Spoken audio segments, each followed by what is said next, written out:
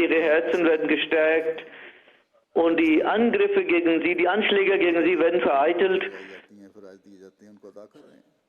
und ihre Herzen werden gestärkt. Die Jugendlichen, die jungen Männer oder jene, die noch jugendlich sind und auch Heranwachsende oder Erwachsene, alle Khuddam sind bereit, ohne Furcht,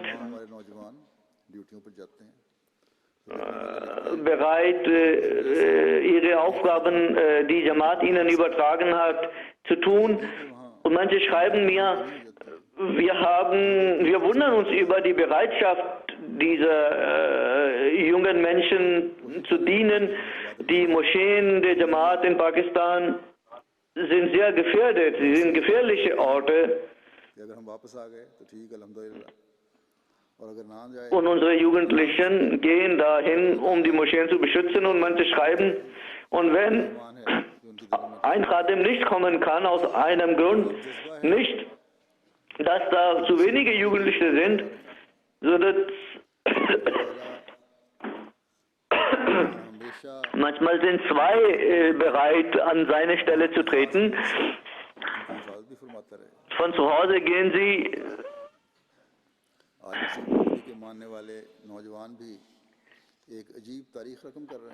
wenn wir zurückkehren heil, dann ist das Gottes Dank, aber es kann auch sein, dass es nicht zutrifft.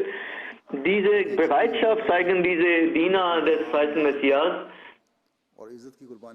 Allah möge ihre Bereitschaft und diesen Enthusiasmus erhalten, aber diese Jugendlichen, die an den Messias, an den weißen Messias glauben, sind diejenigen, die ihre Versprechen und ihre Eide einhalten, und sie bleiben hinter niemand zurück. Das sind diejenigen, die ihr Leben, ihr Vermögen, ihre Ehre immer bereit sind zu opfern. Und die sind diejenigen, die Gottes Wohlgefallen erreichen.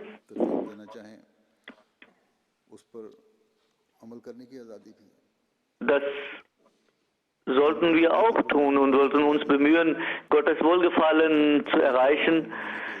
Diejenigen, die hier vor mir sitzen oder in der Ijtima sind, die jetzt direkt meine Khutbah hören, durch die Gnade Allahs haben sie die Freiheit, an den Ijtimaat teilzunehmen, und sie können ihre Programme, ihre Veranstaltungen frei durchführen,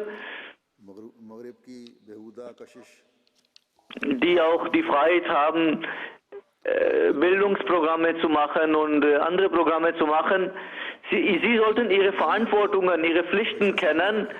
Diese 3 Tage der Ijtima sollten nicht sie verändern, sondern sie sollten sich dauerhaft verändern, besser werden in Taqwa, besser werden im Gottesdienst, im Gebet. Die sinnlose Anziehung des Westens, das sollte nicht für sie attraktiv sein. Halten Sie die Opfer Ihrer Brüder immer vor Augen, die ihren Glauben stärken, die versuchen, die Fahne der Ahmadiyyat hochzuhalten in schwierigen Umständen, und die bereit sind, jedes Opfer zu leisten, um ihr Versprechen zu erfüllen. Sie sollten dankbar sein und ihre Taqwa verbessern und auch die Botschaft von Ahmadiyyat verkünden und das in bester Weise tun, und sollten versuchen, jede Möglichkeit der Tabligh zu nutzen. Und die Jugendlichen können die Tabligh auf bessere Weise tun. Die Jugendlichen haben 2 Fronten, wo sie ihre Rolle zu spielen haben. Das heißt, Erstmal müssen sie sich selbst verbessern und dann haben sie auch äußerlich zwei Ziele, zwei Fronten. Erstens gibt es Kampagnen gegen den Islam und dagegen muss man was tun. Und gegen Ahmadiyyat gibt es Angriffe und diese müssen auch abgewehrt werden. Es gibt verschiedene Websites, dort gibt es sinnlose Anschuldigungen.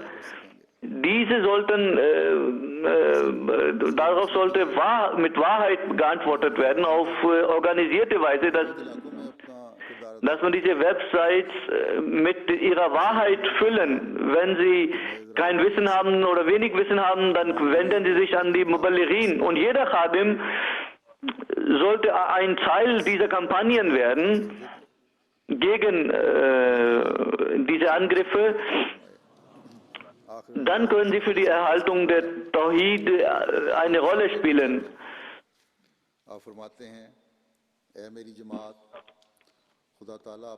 Die Gläubigen, die Jugendlichen, die an Jesus glaubten, die haben in einem beschränkten Raum gewirkt. Sie können aber in der ganzen Welt wirken und dort eine Revolution einleiten.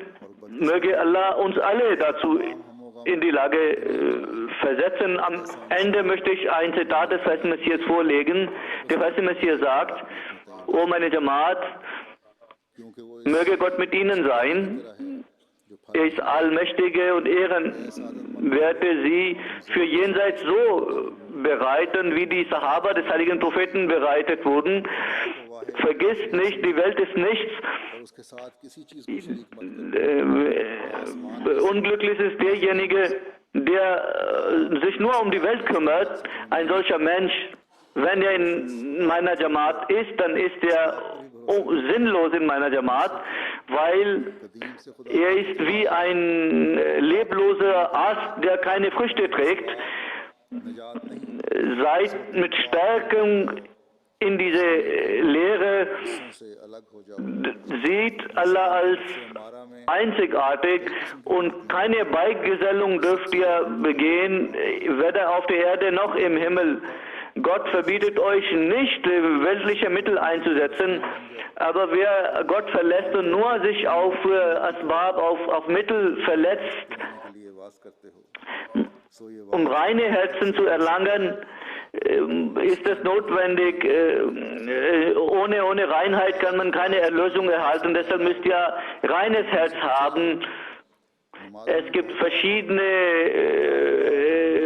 Verführungen, aber die größte Verführung ist die Verführung der Arroganz. Wenn der Satan nicht arrogant wäre, dann wäre er nicht verstoßen worden.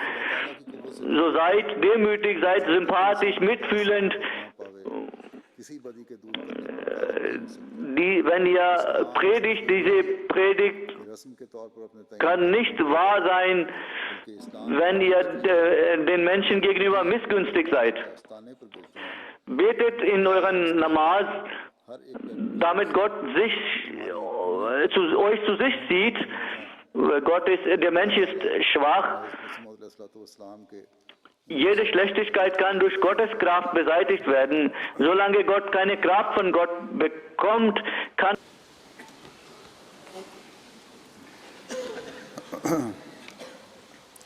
Alhamdulillah, Alhamdulillah, nahmaduhu wa nasta'inuhu wa nastaghfiruhu wa nu'minu bihi wa natawakkalu alayhi wa na'udhu billahi min shururi anfusina wa min sayyiati a'malina.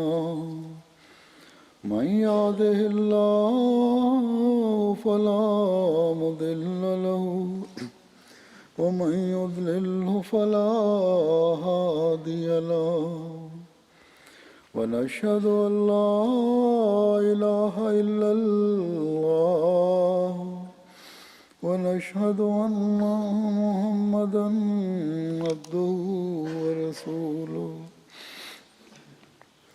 عباد الله رحمكم الله إن الله يأمر بالعدل والإحسان وإيتاء ذي القربى وينهى عن الفحشاء والمنكر والبغي يعظكم لعلكم تذكرون اذكروا الله يذكركم وادعوه يستجب لكم ولذكر الله أكبر.